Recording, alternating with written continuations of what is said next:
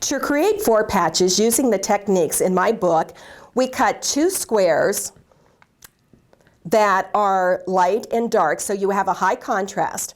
Now, these squares have to be cut at least an inch larger than the finished size of the 4 patch.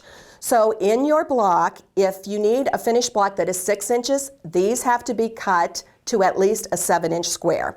I always cut them a little bit larger, in this case to 8 inches, so I can trim them down to the actual size when I am totally done, and my block will actually measure a perfect 6.5 inches.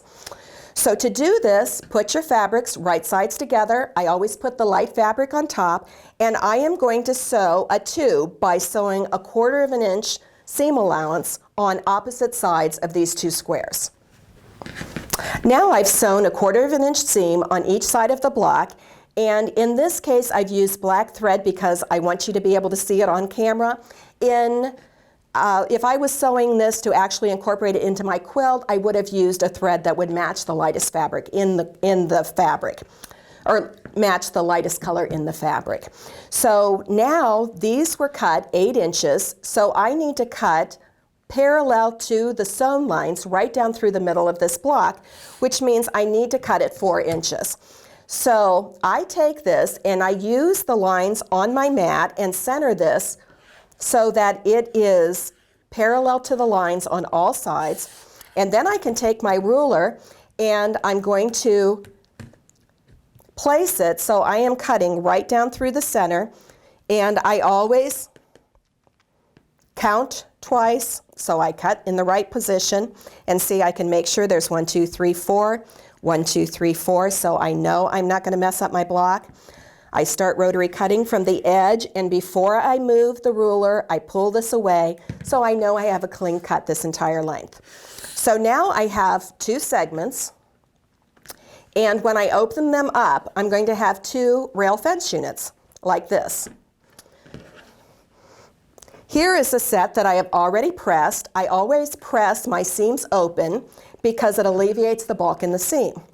Now we're going to take these 2 units and reverse the fabrics, so the dark is over the light and the light is over the dark, and I am going to place it right here. Now, instead of pinning this, I always find that there's a little distortion in the seam when I pin, and I found that if I use a glue stick and pull this back, I can see exactly where I want this to match.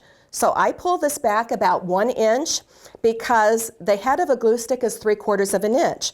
So when I take it then and put a dab of glue there, I am not going to get glue in my seam allowance, and there's a dab of glue there. I can tell it's going to match exactly, and I am going to roll that down to make sure it matches clear to the outside edge. Now I'm going to turn the block around and do the exact same thing to the opposite side. And see, that's off a little bit, so I can just move it over. This is about 1 inch away, so I'm going to put a dab of glue there, keeping it out of my seam allowance because I want to press it open. And I'm going to roll that right down. And now I'm going to sew 1/4 inch seam allowance again on both sides of this, crossing the seam this time. Now I've sewn these together, 1/4 inch seam on opposite sides again, and this time I've crossed this center seam. So I'm going to center it so it is square on my cutting mat, and once again I need to cut right in the middle, which is 4 inches because this is an 8-inch block. So I'm going to place it here, measure over 4 inches,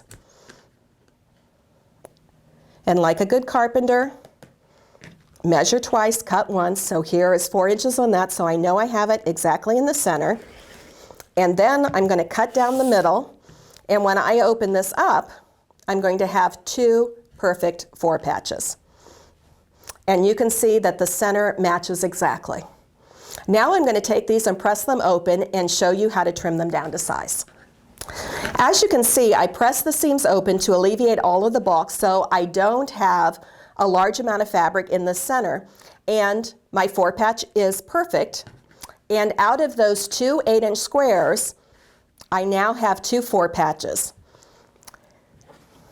Now I'll take the Creative Grid squared up and fussy cut ruler, and this ruler is different from the 6.5 inch square that you probably have at home because this one measures from the inside out. So here's a 1 inch circle, a 2 inch circle, a 3 inch circle, etc. And if you'll notice, there are horizontal and vertical lines on here. So I am just going to place those lines on the seam lines and see how they're matched up exactly. Now I just need to take my rotary cutter and trim it down, and I will have a perfect 6.5 inch foundation block. Again, I'm just going to line up the horizontal and vertical line.